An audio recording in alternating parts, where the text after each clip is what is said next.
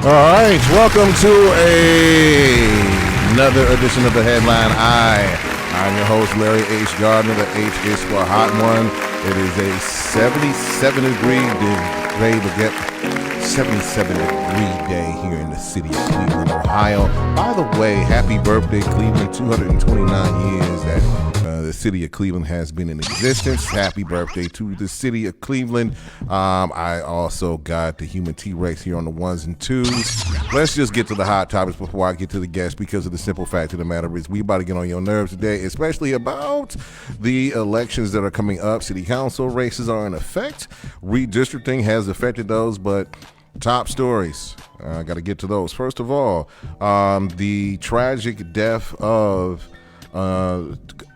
actor, poet, musician Malcolm Jamal Warner out in Costa Rica where he was vacationing with his family. High tide was the reason. He took an early swim after breakfast with his family, his wife and his daughter, out in Costa Rica where he was vacationing. High tide caught him. By the time the Coast Guard and the others found him, he was already gone. Unfortunately, rest in peace to one of my favorite Cosby kids, Theo.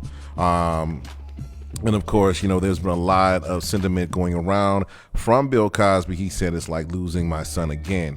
Remember, Bill Cosby's biological son, Ennis Cosby, was killed back in 1997 during an apparent drive-by on his Mercedes that Bill Cosby brought him himself. A lot of people, including Felicia Rashad, Raven Simone, Tempest Bledsoe, Tracy Ellis Ross, and everybody has been sad by the death of Malcolm Jamal Warner. Period. This just came across my desk. Of course, we're still mourning the loss of Robbie from the group City High. If you remember them, What Would You Do? That was one of their favorite songs. And of course, rock legend Ozzy Osbourne is dead today at 76. So rest in peace to him. I think that what he said his last concert, I think him and his wife were talking about an assisted suicide somewhere foreign. I don't know if that took place, but Ozzy Osbourne is no longer with us as of today. It's a lot of stuff's been going down. Speaking of stuff that's been going down, the Late Show with Stephen Colbert has been canceled by CBS because of a deal that was done by President Donald Trump with CBS, and Stephen Colbert just didn't mix words. He pretty much told Trump to screw himself. I'm being nice today because of my esteemed guest that I have with me, but the thing about it is like going back to the Malcolm Jamal Warner thing. I know a lot of people like Ozzy Osbourne with the rock legends and stuff like that, but I was Theo. That's how I feel about it. I was Theo. Going back, looking at the Cosby Show, despite anything that Bill has done in the past, he gave them children generational wealth and everything else like that. And Malcolm took it, ran with it, did everything he possibly could. A former castmate, Jeffrey Owens, who played Malcolm Jamal Warner's brother-in-law on the show, Alvin, Jeffrey Owens said I'm sad to lose my little big brother. Of course, he brought Eddie Griffin to mainstream TV, and Malcolm and Eddie and things of that nature, and just a positive African-American role model. Prayers for his wife and child. He has a young daughter. There are two people that are mourning the matriarch of their family. So keep them in your prayer, please. I'll bring that up at the end of the show. And by the way, if anybody thinks of trying to cancel the Headline Eye, especially the orange one in office, I got 3 words for you. I'm going to just imitate The Rock. Just bring it. Try me. Wait a minute. Try Jesus, Trump. Don't try me. Period. All right. Human T-Rex on the ones and twos. Let's get it going because there's a lot of questions that are being to be asked and your phone calls will be answered. People calling me today about the guests. So let's go ahead and play the entrance music right about now. All right. So our guest today is long time. He calls himself the Tom Brady of politics in the city of Cleveland at this particular time. And that's why I'm playing Pick Up the Pieces, because we trying to pick up the pieces of this redistricting and everything else like that. Please welcome Cleveland City Councilman Michael D. Polensek in the house. How are you today? Man, I'm glad to be here with the famous Larry Gardner, man. The infamous Larry Gardner, his sidekick back here. Famous, infamous. Some people wish I was canceled, but I ain't going nowhere. I'm not. So how are you doing today, Councilman? I'm doing fine, brother. All right, so let's get right to the point. Okay, man. All Dig right. in. So you've been on council for a long time, and they Yes. did the redistricting and Yes. everything. So right now you are in Ward what? I'm in Ward 8 right now, but come January 1st, it will be Ward 10. We're going from 17 councilmen to 15 come January 1st. And when I came into city council years ago, there were 33 councilmen. So as a result of population loss, the people fleeing the city, talking with their feet, we're going to have 15 wards come next year, which is a very should be concerning to all of us, especially those of us who live on the east side of the city. Right. So how did this happen? I mean, we knew of the redistricting and everything, and how did this happen? Well, I'll tell you how it happens. Because again, I've been there longer than anyone. I'm the longest serving member in the history of city council. When you don't stabilize east side neighborhoods, when you look at closing schools one after another, when you look at major factories and employers that left, as you sit here and you look out these windows on the St. Clair and beyond, and you realize all these empty factories, when you take jobs and education and opportunity, people look at their environment, and those who have the financial wherewithal pick up and move. And that's what's happened on the east side. So what we've seen is a migration, especially out of the city, on the east side, with what we would refer to as black middle class. Working class folks have picked up and moved out. They've talked with their feet. And at the end of the day, then we had the census. And when we have a very poor census compliance, second only to Detroit in the worst number of people the lowest number of people who filled out their census forms. And so when you talk about redistricting, you look at census populations. So had we had approximately 2,500 more people fill out their census forms, we wouldn't be being reduced from the present 17 to 15. So it's the perfect storm, Larry. It's people, you take away people's jobs, you take away their schools, you don't improve their neighborhoods, and then you don't fill out your census forms. So what do you think you're going to have? You got a collision, and it's a domino effect on our neighborhoods, especially on the east side of the city. That's the reality. So the thing about it isn't the responsibility of the person who was elected to be on that ward to push that census and make sure that they're not cut out? And many of us did push the census, but you can't force people to comply. And so when you talk to census takers who are going actually door to door, so if Larry Gardner didn't submit his form, they would actually go to Larry's house. They were telling people, get off my porch, get out of my yard. I mean, you had that kind of resistance to filling out their census forms because there was this undercurrent put out deliberately by the extreme right wing that if you filled out your census, someone's going to come after you for back taxes, or if you owe former utility bills, or you own child support, or you own whatever they're going to come after you. Outstanding tickets, and it worked. And that permeated through many of the urban areas across the entire country. So that's why you saw this low response to the census, and we paid a terrible price for it here in Cleveland. So pretty much that the right, just like the right wing put out the stuff, and that's exactly. We got the orange one back in office, and now he's pretty running amok and pretty much trying to cancel shows and putting out. Won't put out the Epstein list, but we'll put out the FBI report on Martin Luther King Jr. Of course. Why not expose the Epstein list? That should be those files should be open for everyone to see. We know that Trump's on it. That's why he's not going to be putting it out, right? Well, not only do I think he's on it, but I think what you're going to see is very prominent people within the corporate community, business community on it. These are guys that have fat checkbooks and write campaign checks. They're not going to want them. They're not going to want to be exposed. So I think there's suppression. But let the truth set us free. Let us see what's there. If there's nothing there, then why do people have the fear? I'm for opening it up wide open. Open it up. Right, exactly. I understand that. I am the same way, but we have people. You don't want to stop the money, and the thing about it is, we know Jeffrey Epstein was one of the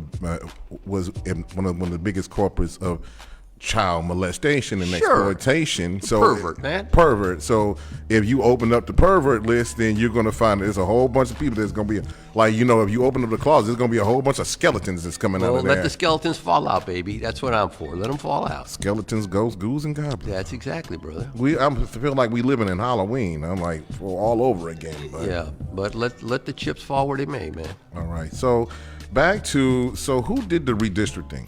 It is done by the council, by law. We have to do it by law every 10 years. It's a requirement by the city charter.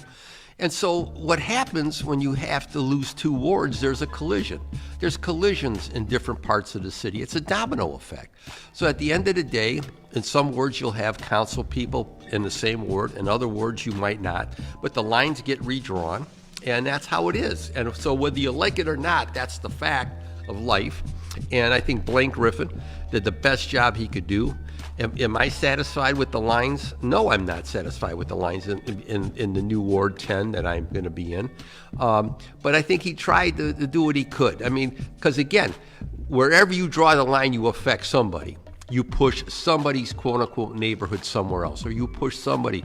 So when I look at it, I've always tried to be impartial, looking at how the council operates. I presided, obviously, when I was council president, over the redistricting in 2001. So I know how difficult it is. So I think he did the best job he could based on what he was given and what he had to do by charter. Right. So a lot of people have asked. So let's get down to Get down, brother. Let's get down to the nitty gritty. Yes. As far as, first of all, we're having an issue with the lakefront and the city of Cleveland. As far as the lakefront, because the Browns may be moving to Brook Park. Do you think that's a done deal? I think it is.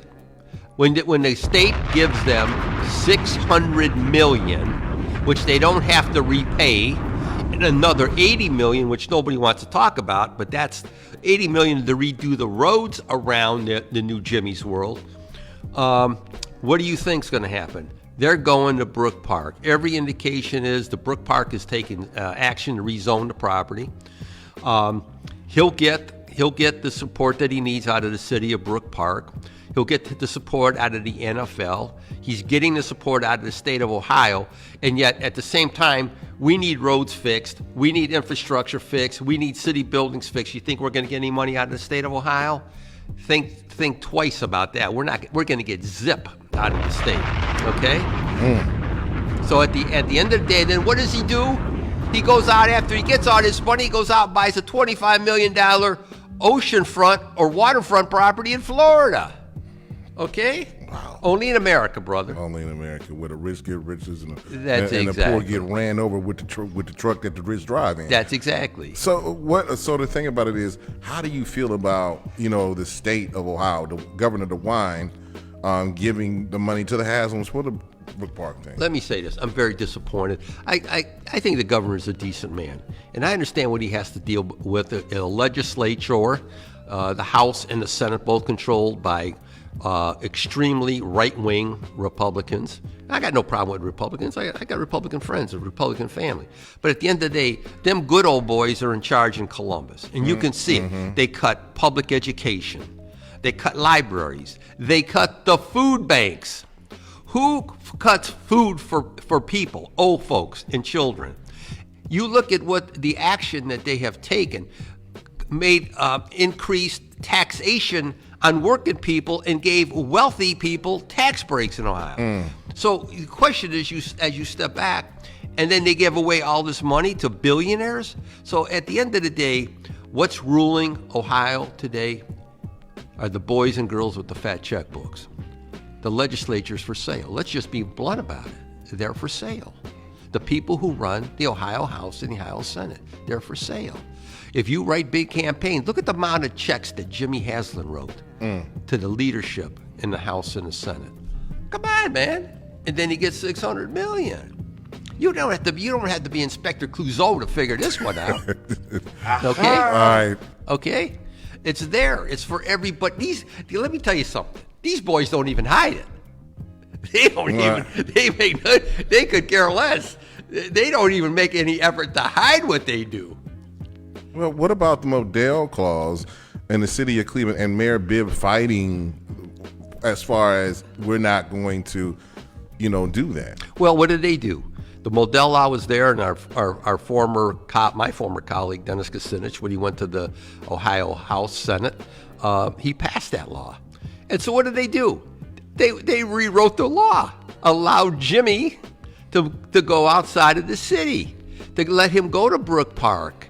So much for the Modell Law. See, they'll do whatever they want to do because, again, they're on the dole. They're on the hook.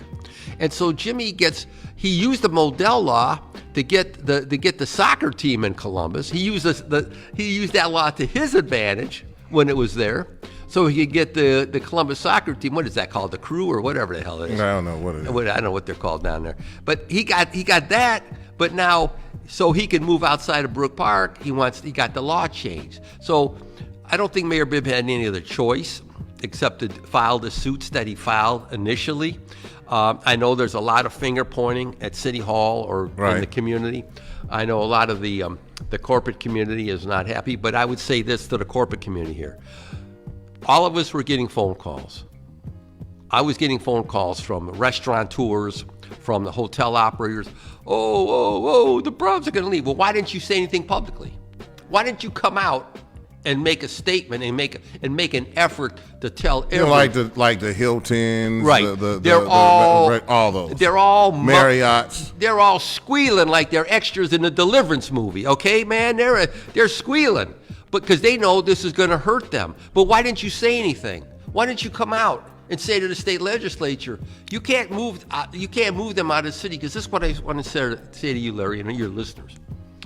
Forget about the 10 Browns games or the preseason games. It's not that, because a lot of those fans come in game day and then they go down here at the Muni parking lot. Right. They do their thing down there and then they leave, they go home. It's the other events that Haslam wants to take out to Brook Park. So he's going to compete. Listen to what I'm saying. Write today's date down. He's going to compete against Playhouse Square. He's going to compete against Rocket Fieldhouse. He's going to compete against the Huntington Convention Center.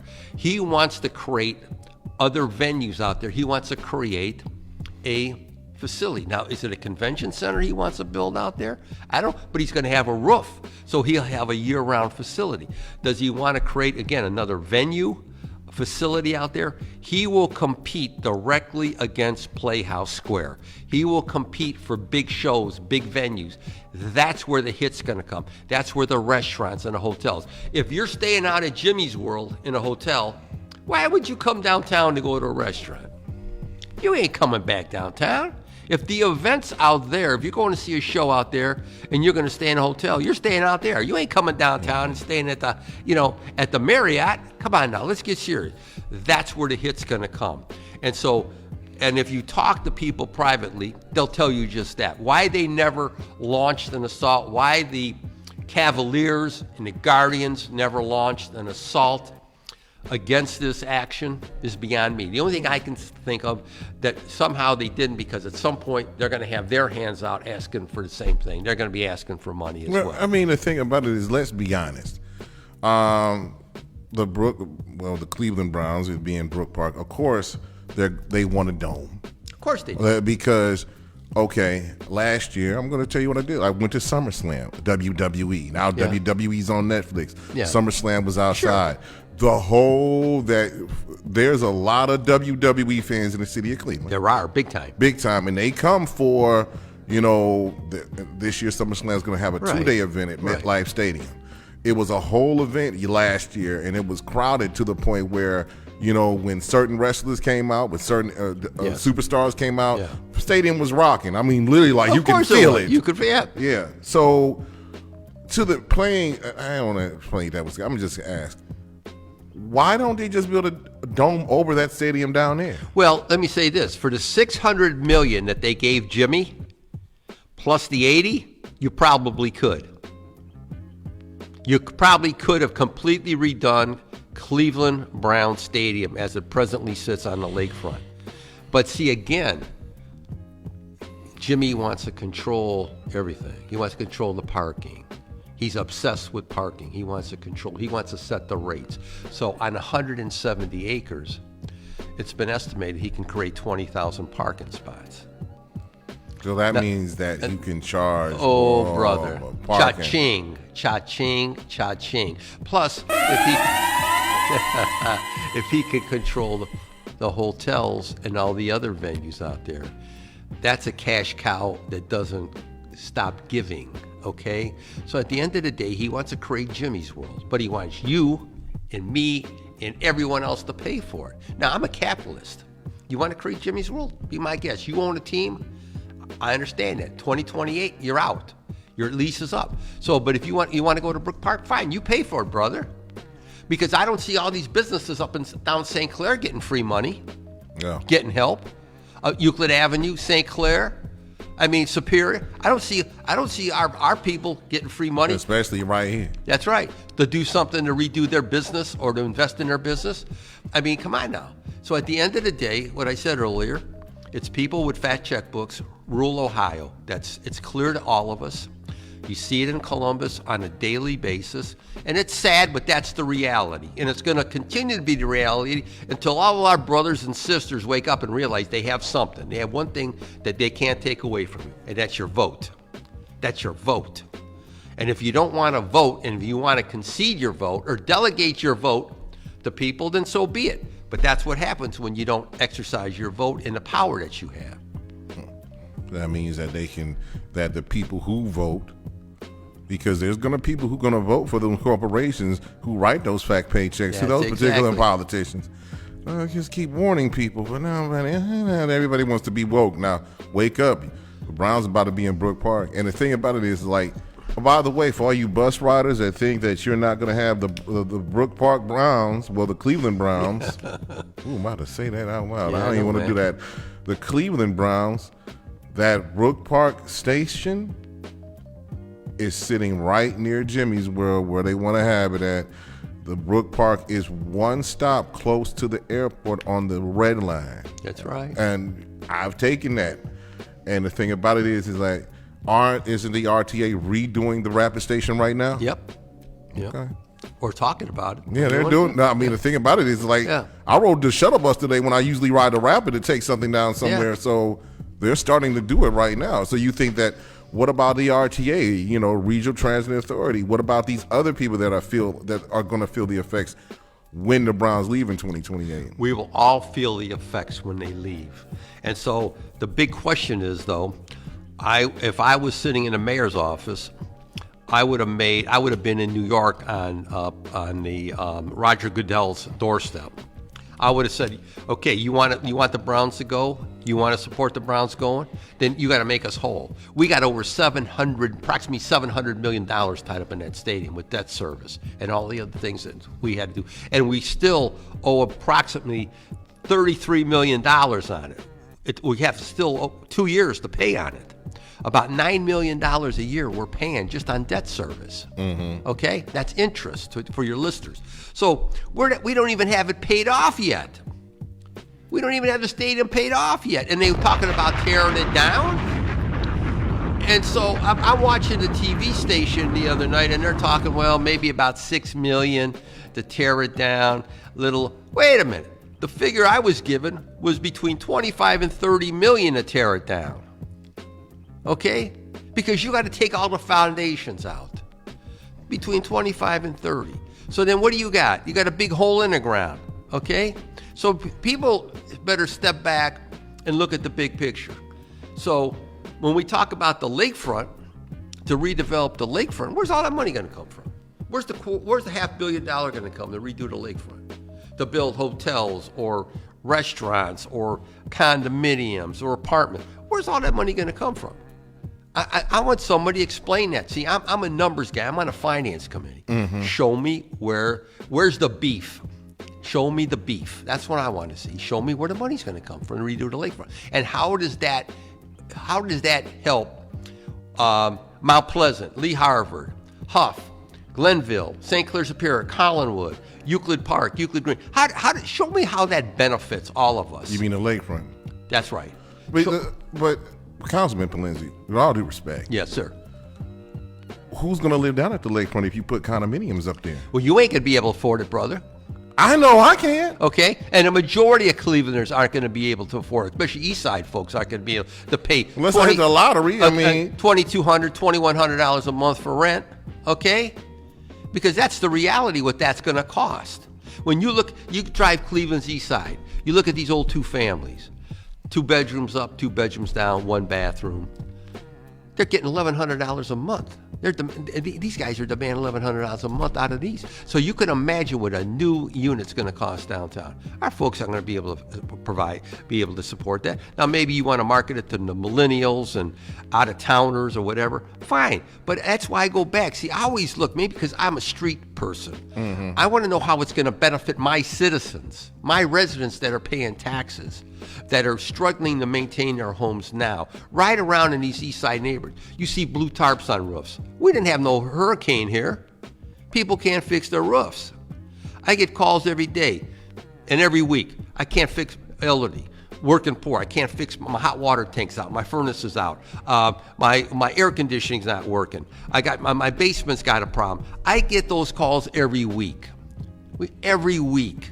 And so we got all these folks struggling, and that's all I say is this: show me how our people are going to benefit. Well, what about, isn't there in Cuyahoga County, there's something for people, homeowners, to fix their roof, a grant so they can fix their roof? There is very little money available when you look at the need. And you'll get on a waiting list and you'll wait till the second coming, okay?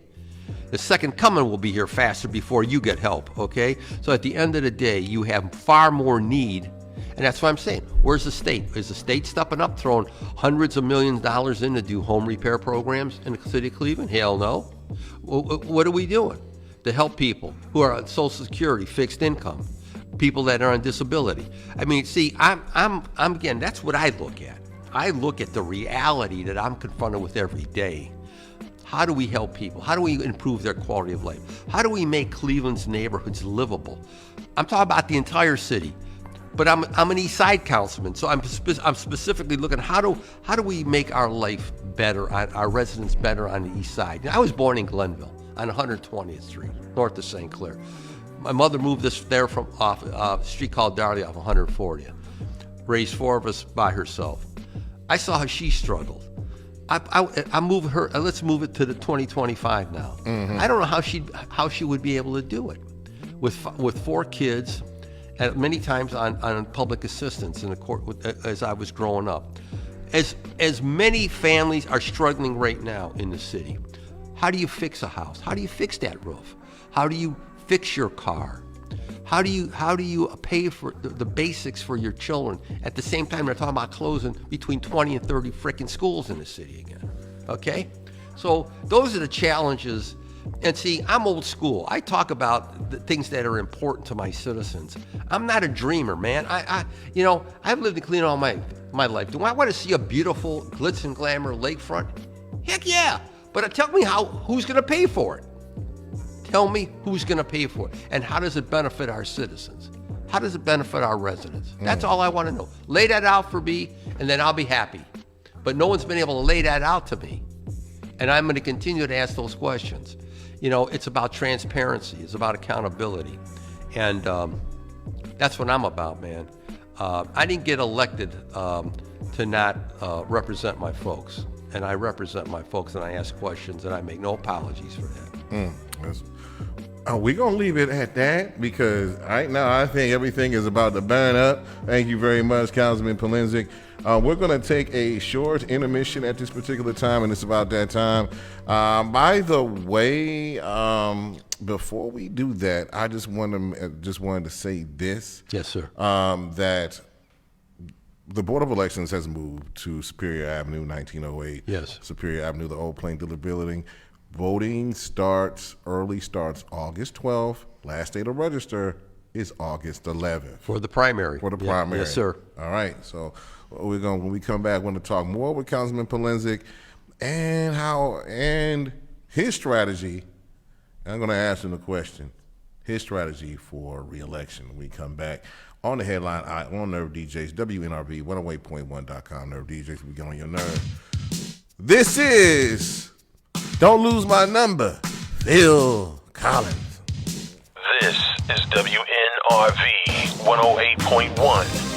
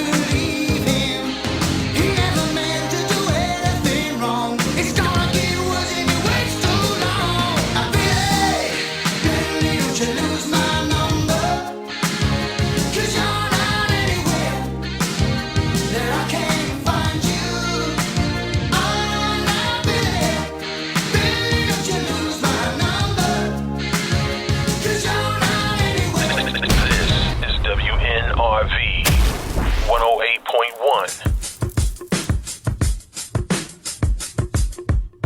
Looking for the perfect workspace? Office Lawson Solon has you covered. Whether you need a private office, co-working membership, or a virtual business address, we've got flexible options to fit your needs. Check out our 2 spring promos. Enjoy free co-working Fridays and no deposit on private office rentals.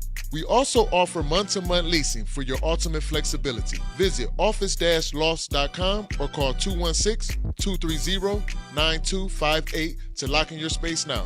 Office Loss, where productivity meets flexibility.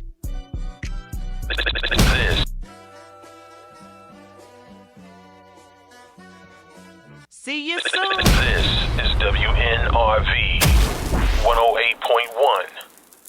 Looking to grow or expand your business? Yo, bro, you read my mind. Well, we have the perfect solution for you. Your business needs are important, and so is your advertising. Here at WNRV Power 1081, we have marketing solutions for all your business needs and affordable pricing to keep you in the green. Give us a call today at 216-702-0688. That's 216-702-0688. Or email us at WNRVPower1081@gmail.com today.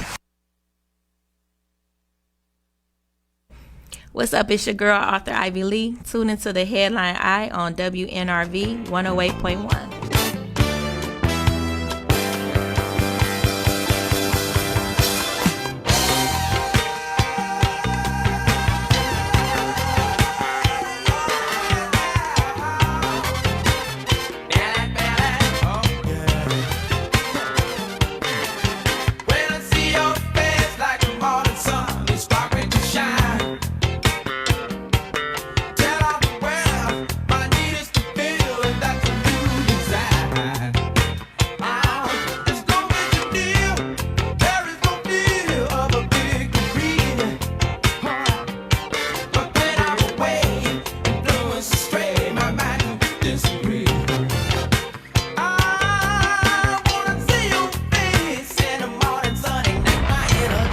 All right, we're back on the Headline Eye, WNRV 108.1.com. No DJs, but we're going to get nerves.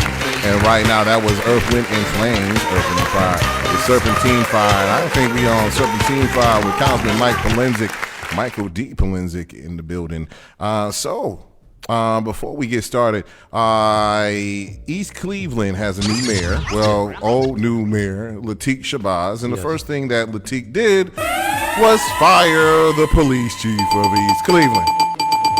Well, that's called cleaning house right away. So keep doing what you're doing, Lateek. Hopefully you'll be on this show soon, very soon, and around this network. So a lot of people are praising it. Some people don't like it. But hey, if you're doing wrong, you got to go. You got to go. So speaking of which, Councilman Polensek, there's been a lot of people that say that you've been in council for a while. Yes, sir. What keeps you going? My passion, my belief in the city. I was born here, as I indicated earlier. I was born in Glenville neighborhood, 120th Street. Grew up in Collinwood. My great-grandparents lived on 47th Street, right over here off of Superior. This is my world. It's not a big world, but it's the only world I know. And as I said, I've seen good things, I've seen bad things, and I've seen ugly things. And every neighborhood I go into, I see potential. And I keep asking myself, why? Why can't we build upon the potential and the positive things that are there? That's what I'm committed to. I've always felt very strongly. I have one of the better wards in the city. In fact, some people would argue I have maybe there's two real good wards on the east side, and I have one of the two, okay? So I'm very proud of that fact. I've worked hard over the years. I have wonderful groups. I have 22 neighborhood organizations. I work with some outstanding residents. And so I'm very proud of that fact. It's my world. I care passionately about it, and I've been very fortunate. And you don't get elected 12 times consecutively, overwhelmingly, by not delivering on behalf of your citizens. So that's what I've done. I appreciate it. I'm blessed. I thank them for the support that they've given me. As you know, I represent a ward that's predominantly African American. And show me another Caucasian councilman that represents a ward that's predominantly black in the city of Cleveland. There isn't any.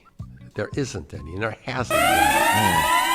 So this year, since you did the redistricting, yes, sir. Since the redistricting has happened, yes, you have an incumbent in your race. You yes, have I do. Anthony Harris, yes, sir, who is in Ward 10 now. Yes.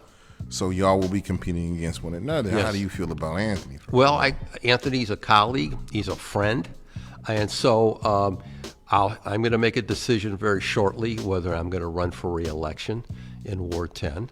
I filed my petitions. I've always thought about, what are my options? What are the options for my community? But I've been interviewing neighborhood leaders, neighborhood residents. I've been polling people. And so I understand how people feel in a neighborhood. So I'm going to make a decision very shortly. If I go, I will run a very positive campaign. I'm a seasoned is a good word. This Scorpio is well seasoned. But I will tell you, I will put my voting record, my attendance record, and my legislative record against anyone who's ever served in city council. And I'm very proud of that fact. And so at the end of the day, if I decide to go again, I will run on my record. But I'll be the first to say I've had a good working relationship with my colleague. And again, it's not anyone's fault that we're in the same ward together. Right. It could have happened anywhere. And if you look at them, if you look at the way the wards were drawn, if it wasn't Anthony and I in the same ward, it would have been Councilman Conwell and Councilman Stephanie House Jones in the same ward. Then Richard Starr would have been affected. You probably could have had 3 councilmen in the downtown area. So as I said earlier, I think Blaine tried to do Blaine Griffin, our council president, I think he tried to do the best job he could based on what he was given. And it's, you have to make tough decisions. It's not a rewarding decision, not a rewarding process drawing wards. I can tell you that right now because I was through it. I had to do it myself in 2000, 2001 as council president. So I'm very much aware of what took place. And so time will tell, and I'll make that decision very shortly. And if I run hard. Okay. So how long before you know you'll make that Very decision? shortly. Like a week? It's going to be soon. It's going to be very soon. I'm going to make that decision. And then I have some wonderful people that I've had over the years. In fact, my longtime chairperson, Greg Pollard, the deacon over at Everlasting Baptist Church, he's already told me if I decide to go, he'll be with me again, as he's always been over the years. He's just been a wonderful friend and longtime supporter. So again, these are things I've had to weigh. I've done a lot of thinking about this. I've done a lot of soul searching. I've prayed a lot about it, that I make the right decision. And because I will say this, Larry, you've known me a long time. Yeah. With me, it's not about politics. It's about my neighborhood. It's about our community. And so I'm committed to do what I have to do, what's for the best interest of my community, all the things I've been working on. And I'll make that decision. And when I make that decision, I'll do what I have to do. Right. So how many people have asked you to run again ever since this happened? A lot. I mean, I will tell you a lot. That's why it's weighed very heavily on me to make that decision. When you've served as long as I have, you make friends. You build friends. So that's the reality. I have a lot of friends. I have a lot of supporters. I didn't get elected by myself. I got elected because I have a strong support base, and people know where I stand. You might not always agree with me, but you'll always know where I stand. And again, I will put my record in public office against anyone who's ever served in Cleveland City Council. And so I don't have. I'm not into maintaining enemies, or I'm not into that. I'm here to work with people. I'm here to work with people, and very proud of that fact. And only ask my dear friend George Forbes, our relationship over here. Sometimes we were on the same side, sometimes we were on the other side, sometimes we supported other people, but at the end of the day, we always remained true friends. Right. That's what it's about, building relationships, building friendships, and trying to do what you can for your neighborhood. I have a great neighborhood, and I work every day to try to maintain that neighborhood. So I understand the challenges of any council person running today in the city, because of the challenge we're confronted with, as we talked earlier: poverty, despair, lack of opportunity, schools that aren't operating the way they should be operating, big business that doesn't want to invest in our neighborhoods, decisions being made in Columbus, in Washington, that hurt our people. I want to say that again, that hurt our people. You can't keep giving tax breaks to billionaires. Right. You can't keep taking away critical programming from children and from neighborhoods if you expect those neighborhoods to be strong and viable. This is just basic common sense. And somehow it seems in Washington and Columbus, common sense has disappeared. That's the reality. It comes to the bottom dollar and appeasing the orange, whatever he is. Well, it all depends what day it is, too, what he is. Right. And the thing about it is like, I think Jon Stewart said it best: no matter what you do or how you try to appease this man, he will never be appeased. He is just are always on some type of power trip. Donald Trump, I've come to the realization watching him over here, the only thing he respects is power and people who are not afraid of him. And that's the challenge, is that there are too many people, especially on the Republican side of the aisle, who are scared of him. And you can hear the pee running down their leg every time. I'm gonna let you say that. That's exactly when he demands absolute loyalty. Well, you know what?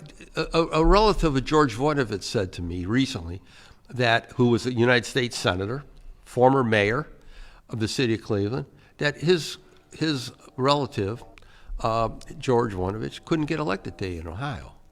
And I said, why? Because he said, because he could work across the aisle. He could work with Lou Stokes. They could work across the aisle. They could work with one another. Today, you got to be total adversaries. You got to be at each other's throats. And you know who loses? We lose. The people lose.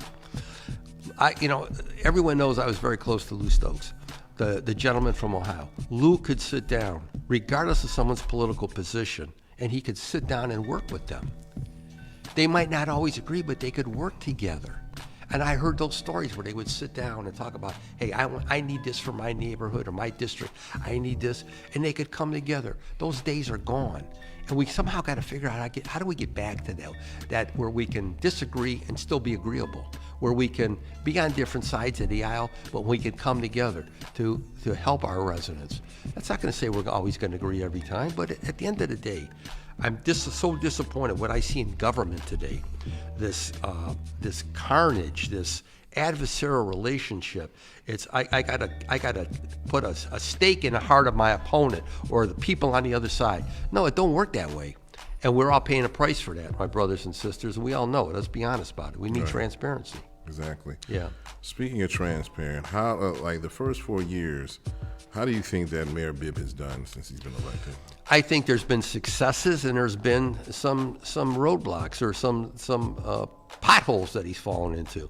I think the first 2.5 years, the public safety department, I think, did a very poor job of ramping up the police department. We didn't hire enough people. Thank God that changed after the 2.5, just over 2 years. Now we're doing everything we can to hire more police officers. City Council, Council President Blaine Griffin, myself as Chair of Public Safety for City Council, we've given the administration everything they needed. We set money aside this year to hire 180 police officers. We gave them body cams. We gave them dash cams in the cars. We passed legislation for drones, which are still not up in the air after 2 years. So we've given them everything they had requested and then some. We passed the new nuisance law. We passed the street takeover, ATV, dirt bike law. We passed, let me see what else we got, street takeover law, you name it, curfew law. We passed everything we needed to pass and then some. So I think that was a real, a missed opportunity with regard to public safety. The other thing that concerns a lot of members of council, due to what we talked earlier about all these absentee, these LLCs coming in our neighborhoods, we need more code enforcement. We see these absentee landlords that are just coming in, gobbling up everything they can on the east side of the city, jacking up rents. They're coming in. We need strong code enforcement. We need to get these people cited. We need to get them in housing court. And then the third component in here is schools. You cannot continue to close schools and strip programs out of our east side schools and expect our kids to be able to succeed. Our kids need opportunities. Not everybody's going to college. We need vocational and technical programs like there once were. What was East Tech? What was West Tech? What was Collinwood? Vocational. Yeah, exactly. I could go right on down the list of all these schools that were once there, and they stripped these schools. And then they wonder why our kids don't have opportunities. And yet we got all these good paying jobs out there that can't be filled because our kids lack the skills to fill those positions. So it goes back to what I've said and continue to say. It's about resetting our priorities. This is what I want to say to the mayor, if he was sitting right here. You got to refocus on quality of life issues. The lakefront is not going to remake any neighborhood, maybe except for the downtown neighborhood. It is not going to stabilize Lee Harvard or Mount Pleasant or Collinwood or Glenville or Huff or the near west side and beyond. It's not going to stabilize any neighborhood. It's great for outsiders and visitors to come to the city of Cleveland, But I go back, where does the money come from? So I'm here to support the mayor. I don't always agree with him. He's a young man. I think he still has a lot to learn as it pertains to what our priorities should be in the city. But that comes with the turf. When I came into city council, I had a learning curve as well. And thank goodness there were people like George Forbes and what I call the old warlords there that I learned, the streets from. I learned the process from. He's still in a learning curve. He's a young man, and I'm hoping that he'll continue to listen, engage people, and let's realize what Cleveland's all about. It's about stabilizing neighborhoods and about quality of life. That's what it's about at the end of the day. And so I'm going to ask you, we've known each other for a while, so Yes. I'm going to ask you, and these are going to be uncomfortable. I'm just letting you know right Never now. uncomfortable. So what about people that say that maybe you should just step away from city council? You've been there too long. Yeah. A couple of people have been there too long. First of all, what about the people that say there should be term limits on city council? I don't agree with term limits. I'm going to go back to my dear friend Lou Stokes. We used to have this conversation all the time. Lou said to me, I'm sitting with him at the old Colin Post office up on 105th in Chester. We're talking about this one day, and he said, look, he leaned over to me and he said, Mike, there are term limits. I said, what do you mean, Lou, there are term limits? It's called an election. You don't like the person, you vote them out. You vote them out. So I heard the same thing about Lou. Well, he's in there too long. This person's in there too long. This person's in there too long. You don't like what they do, then you vote against them. That's what you do. Term limits are not the cure-all. I can tell you that right now. Or just like some people wanted to talk about having councilmen elected at large. That ain't going to work either. That will not work either. Look what we got. We got term limits in Ohio. Look at that wonderful mess we got in Columbus. So I serve my term in the state legislature, in the House, and then all of a sudden now I run for Senate. They play musical chairs. Look at what they do in Columbus. Musical chairs.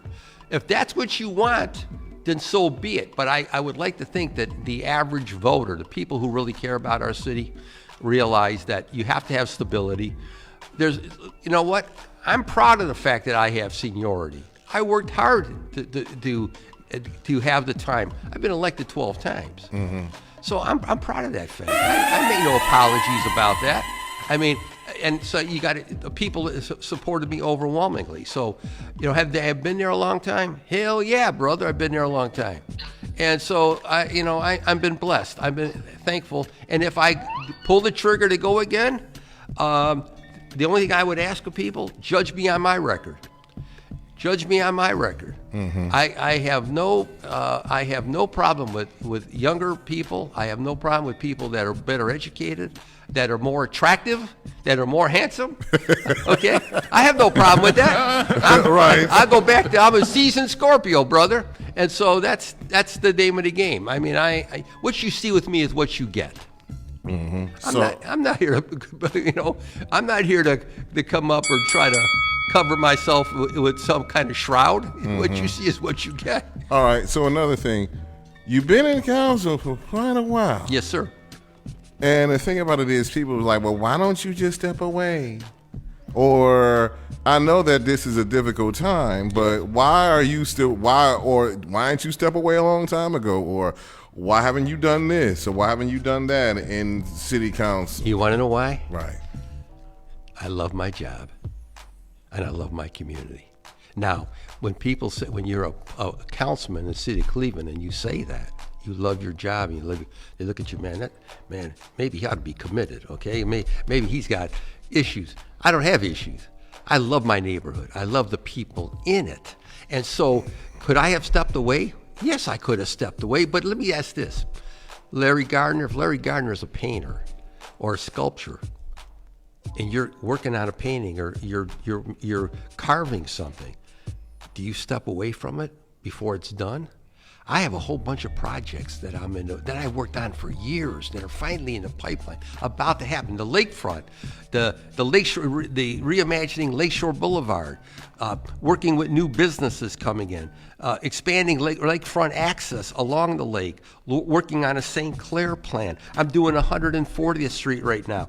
200th Street is getting done right now. I work to get the food bank into the neighborhood. Look at the food bank. Look at that. I helped do that, man. I helped bring that food bank in there. I mean, so I could point to a whole bunch of stuff that I'm so very proud of with the support of my residents. So I will say this: I'm not done yet, man. I'm not done.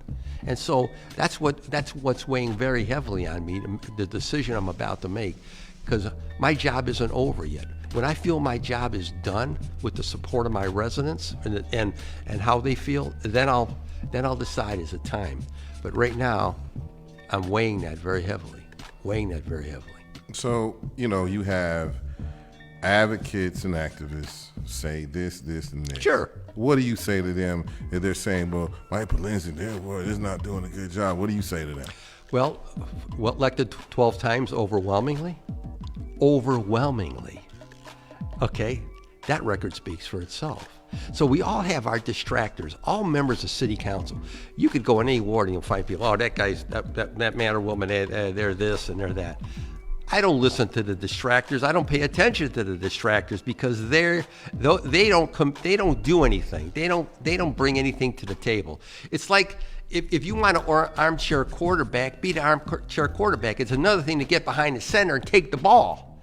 I take the ball every day. I play every day. I come to work every day. So you can be a distractor, you can be a complainer. I want positive people. I want to deal with people who want to bring things to the table. I want believers. No neighborhood will ride on the backs of one individual person, one elected official. I want to say that again. No council person is going to make or break a neighborhood. Some can help greatly and some might hurt in some areas, but it's up to the people in that neighborhood, Larry, to get engaged, to be involved with the neighborhood groups, to bring their spirit in, to support the neighborhood organizations, to support the churches, and all the institutions that are there. People can make a difference. People, there's a lady who wouldn't give up her seat on a bus. And helped drive the entire civil rights movement, was a part of the civil rights, because one woman would not give up her seat on a bus. You'd be surprised what one person can do if they want to do it. That's my message to my residents constantly. It's one thing to complain, another thing to be in the game, to be involved in your community, make your community the best it can be. That's been what I've attempted to do. And the only thing I could say to my citizens, should I pull the trigger again and decide to go? Judge me on what I've done. Judge me on my record in public office. That's all I can tell you. And if that's not good enough, then so be it. See, I'm beyond politics at this point. I'm going to do what's right for my neighborhood. I'm going to do what's right for my city. So whether I hold public office or not is not the point with me, because I'm going to be engaged. This is my home. I never lived anyplace else, man. This is it. This is my world. This is my world. 120th. To now just off of Nottingham Road, East 185th Street. That's my world. Ain't a big world, but it's the only world that I know, and I'm going to try to make the best of it. Every day I try to do that, try to make it the best I can. That's all I can tell you, brother. And I'm very thankful and proud of that fact of my record in public office. What would you tell a city council person who just got elected, if you were elected? What have you told? Pretty much with your experience, what advice have you given to newly elected city officials, especially city council people? I'll tell you what George Forbes told me, and the late Caesar Moss. Michael, answer the phone. Answer the phone. I answer the phone. The majority of our people are not texting. They're not on Facebook. They want to talk to somebody. They want to see you at their house. They want to see you at their business that they want you to come. That's what I do every day long. That's what I was doing this morning. I'm out in the neighborhood. Pay attention to what people have to say. Listen. I listen more today than I ever have. Listen. You might not always agree. I might not always agree with Larry Gardner, but I'm going to listen to him. I'm going to hear what he has to say and then make up my own decisions or do what I have to do. Too many young people, too many young elected officials it's all about social media. No, it ain't, man. It's about getting out there in the street, listening to folks. It's about representing people who've worked their whole lives, and sometimes the only thing they got is that house or that apartment. That's all they got. And be mindful of that fact. Be mindful of what the folks that you're dealing with, the issues, the challenges that they have. The majority of moms who are trying to raise families, and I can relate to that because my mother was in that same situation, trying to raise 4 of us by herself. So I can relate to what many of these moms are going through in the city of Cleveland. Listen, I say this all the time to my young colleagues. Listen, pay attention, and if you do that, you'll be fine. You'll be fine. And if you were to sit down George Forbes in this right here in the studio today, he'll tell you the same thing. I did it the old-fashioned way. I took care of business. So when the day comes I'm no longer here, the only thing I can say to anyone, I've tried my best. I did my best. That's all I can do. I came in a councilman. I never had these visions or dreams of running for this or running for that or being some. I came in a councilman. I'm going out a councilman. Okay? Now, not too many people can say that, but that I can say that. When I go out as a councilman, and I've tried my very best. That's all I can do. That's all I can say. And I'd like to think my record speaks for itself. I understand that. What is the main thing that you would say to your colleagues that some of your colleagues have come under fire for inappropriation or other things, or just being not sociable to other people? So what advice do you give them when they come under fire? Larry, there's 17 members there now. There will be 15. Every one of us is different. I've never, even the Kucinich brothers, they were each different. Dennis and his brother Gary were completely different. Everybody is different. Be mindful, be respectful. A lot of people are afraid of the news media. I'm not. Because if you haven't done anything wrong, what do you got to be afraid of? No, don't be afraid of the news media. Talk to them. They call me. People say, well, why are you on TV all the time? Because they come to see me. They call me. I'm not here to run from the news media. I'm not afraid of the media. I'm not afraid to talk to Larry Gardner, his tough questions. That's what it's about, transparency. I'm not afraid. Become engaged. But I will say this as well. When you hold public office and you think you can do whatever you want, you hold public office and you think you can do whatever you want, especially with public money, it's going to bite you in the ass. Okay? Remember that. Because I don't like wearing orange jumpsuits and rubber shoes. Okay? Crocs. Okay? Right. That's exactly. So, I've kept my nose clean 12 consecutive terms. I'm going to continue to keep my nose clean, represent my folks to the best of my ability. That's all I can do. Everybody's different. Be respectful, be mindful. George Forbes used to laugh at me. One day I was so mad at the Plain Dealer about an article they wrote years and years ago, and George Forbes said to me, Michael, don't be upset about what they write about you. Make sure they spell your name right, okay? And I always remember that. George said, make sure they spell your name right, okay? And so that's how I approach it. I'm not afraid of the media at all. In fact, they're doing their job. That's what they're about. It's about cat and mouse. They're trying to catch the mouse, but I don't want to be the mouse. I don't want to be the rat. I mean, I'm going to do what I got to do, man. I think the thing is that now, because of the dictatorship in the White House. Yeah, you're being polite. I'm being very polite right now. It's you right now here. It's right, and plus we have somebody in the audience. Yeah. The dictatorship in the White House is now that media is on the P's and Q's to ask anybody any questions. They're afraid. Except for me, I really don't care anymore. No, so it's like I never cared in the first place if you were like me or not. But the review is this: we expect the thing about it is good sources of media like this one.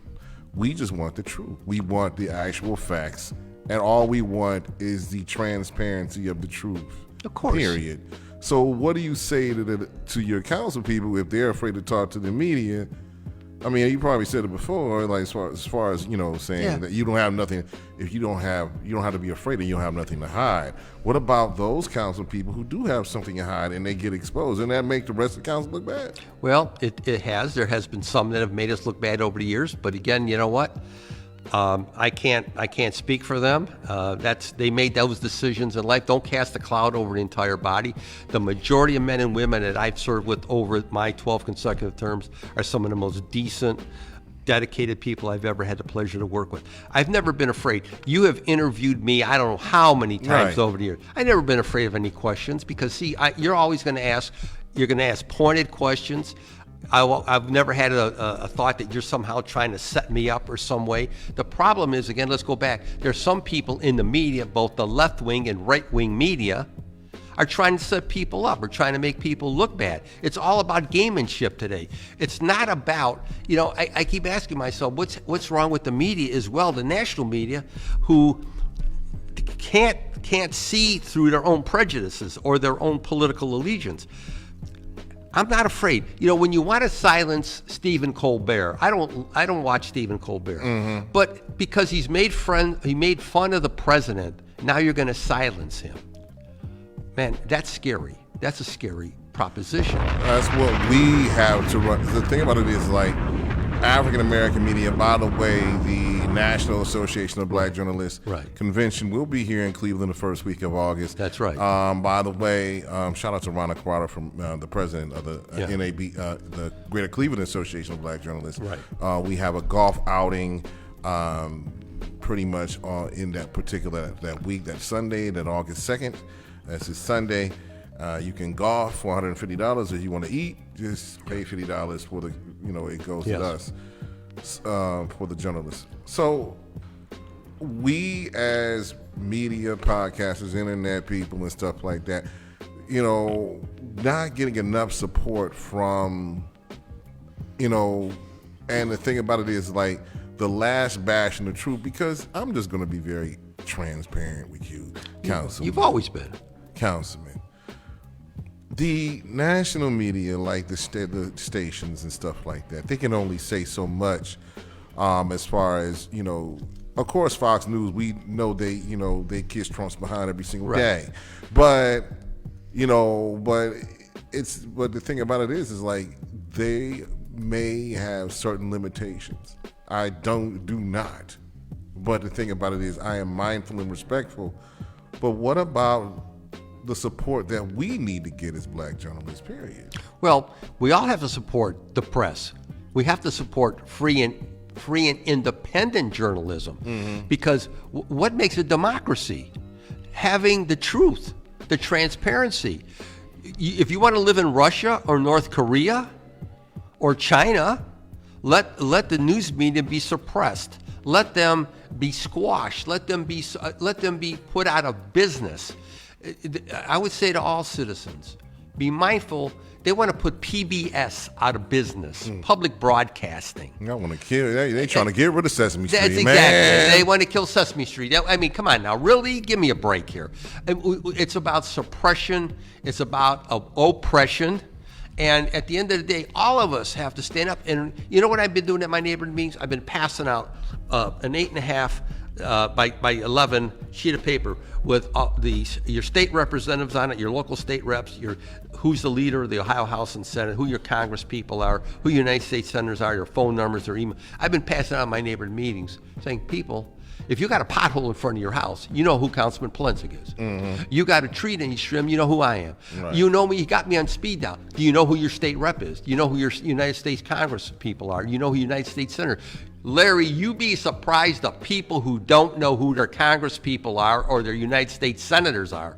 And they have no idea who their state reps are and their state senators, because you know what? We don't teach government and civics in our schools anymore. So we better start learning. We better start understanding who we have to communicate to, because these are the guys voting. See, I don't affect your life. I don't affect the action I take in city council is not affecting Larry Gardner's life or all the other Cleveland residents.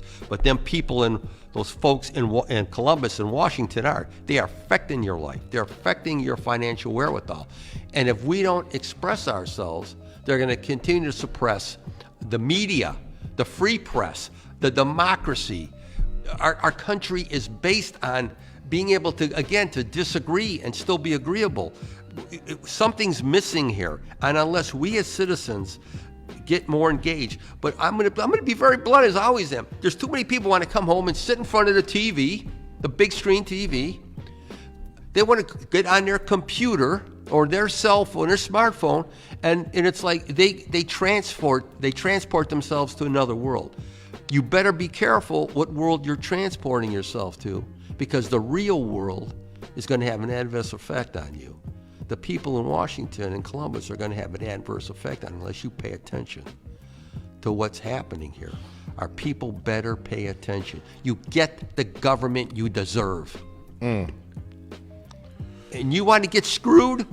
Continue to don't become engaged. What can I tell you, brother? It's pretty much in your face. It's always been in the power of the people's hands to elect their elected officials to make the right decisions for them. Exactly.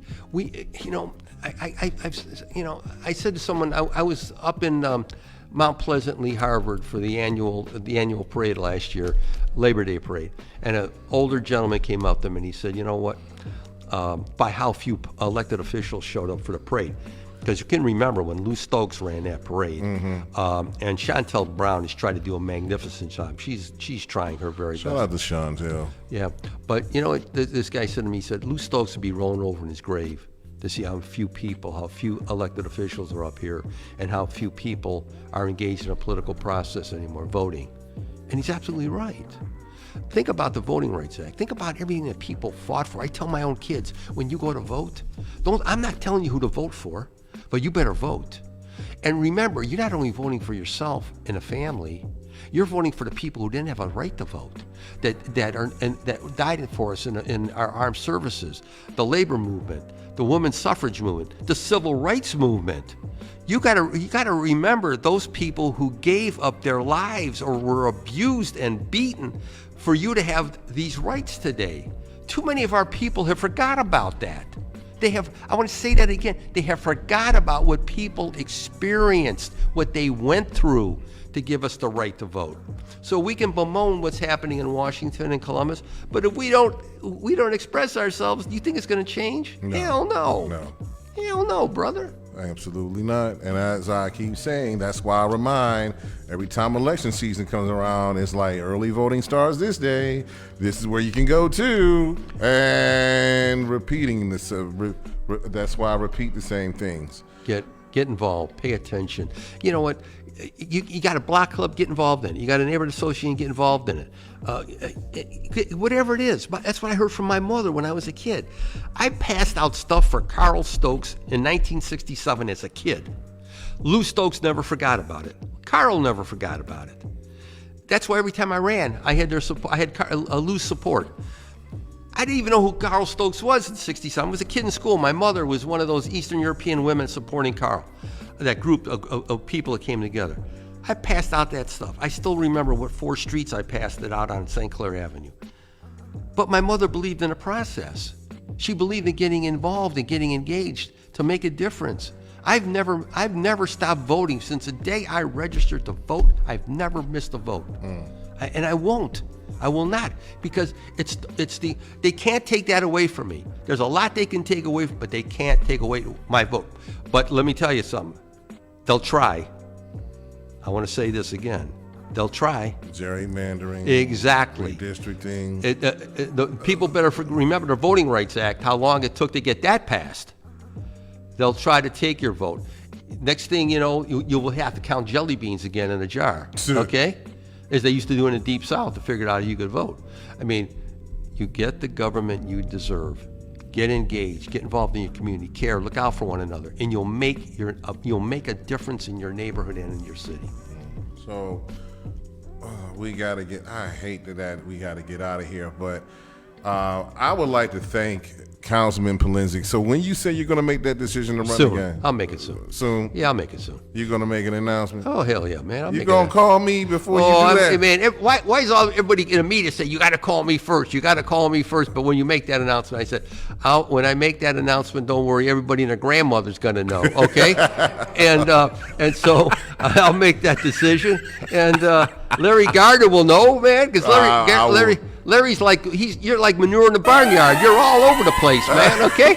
Thank you, but I don't smell like it, though. Thank you. I'm going to let you get off with that one. But I thank you very much for coming. Before we go, I got to say something about, I'm going to speak my piece about Malcolm Jamal Warner. Okay. When the Cosby Show came out, I was, he's 54, I'll be 50 this year. So he's pretty much was a little bit older than me. The thing about it is I was around Malcolm's, a little bit younger than Malcolm's age when he first came out with the rat tail comb and stuff like that. So the thing about it is I wasn't in it like before that, before positive teenage African-American male role models were on there. There weren't really that many, probably except for, Gary Coleman and Todd Bridges. Yep. You're right. Different strokes. Yeah. Webster, but they always were adopted by, offense to you, Councilman, they were white families. Yeah. This was the first African-American show that had a professional African-American man and a professional African-American woman raising children. Yes. I was Theo. I was not in a gang. Yep. I was not in there. I was not in a gang. I was not involved in nothing. I wasn't, Theo never hung out. He was a regular high school, college kid. Right. If you remember Bill Cosby's actual family, Ennis Cosby, his actual son, who was killed by a person who was trying to carjack him back in 1997, Ennis Cosby had dyslexia.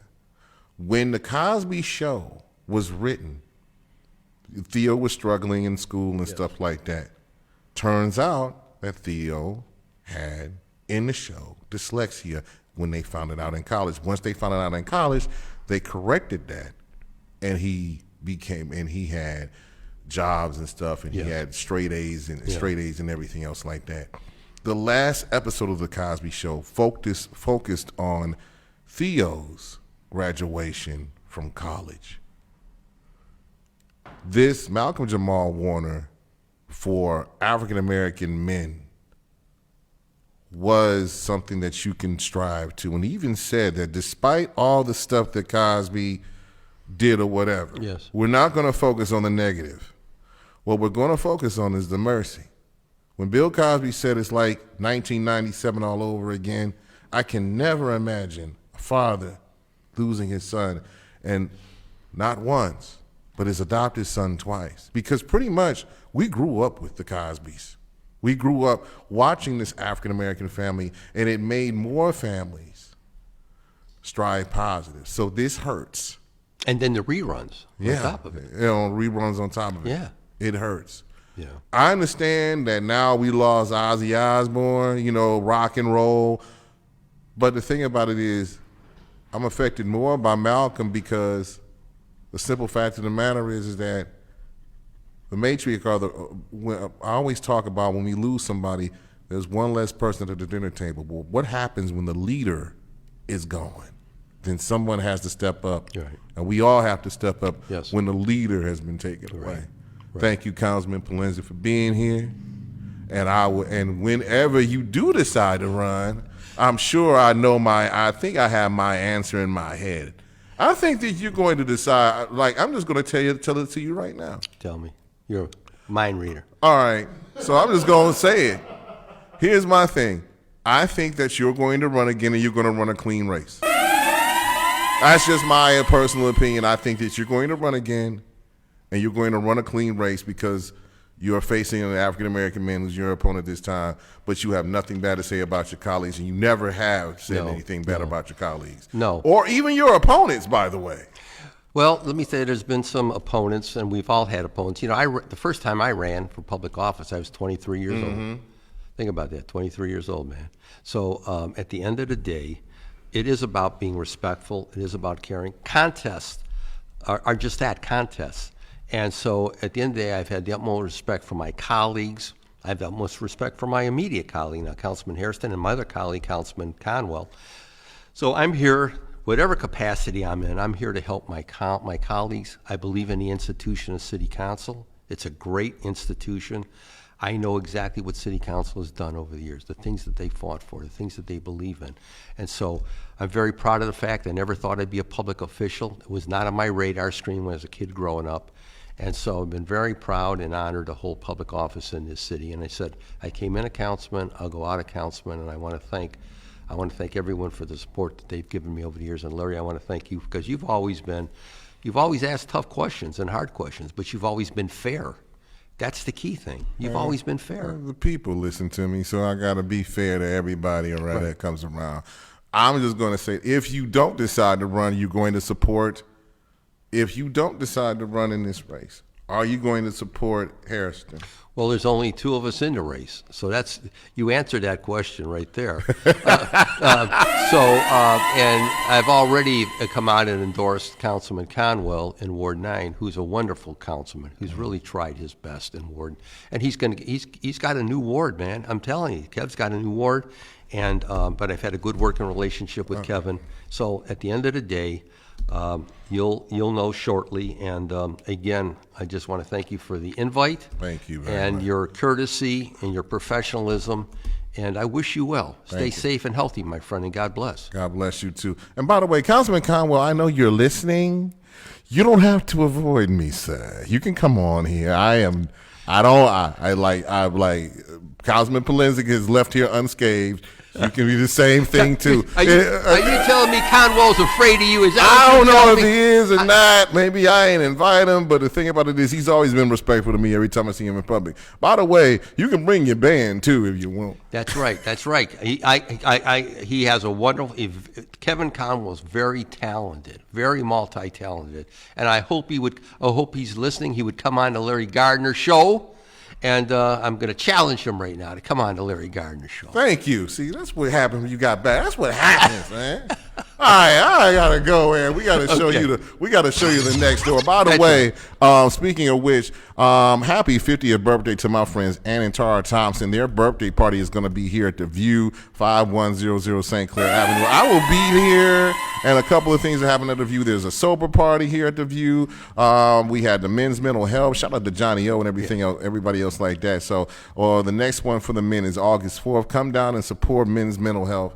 So we about to get out of here. Okay. All right. So mercy me is what's been going on. So hopefully everybody has grace and mercy.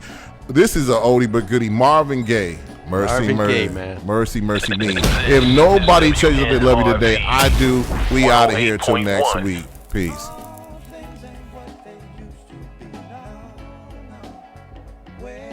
All the blue skies go.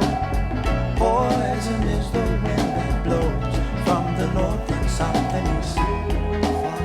Whoa, mercy me. All things ain't what they used to be. No. Oil wasted on the oceans and upon our seas. Fish full of mercury. Oh, mercy me. All things ain't what they used to be. No more. Radiation underground and in the sky. Animals and birds who live nearby are dying. Oh, mercy me. All things ain't what they used to be. What about this overcrowded land? How much more will you from me? Can't you stand?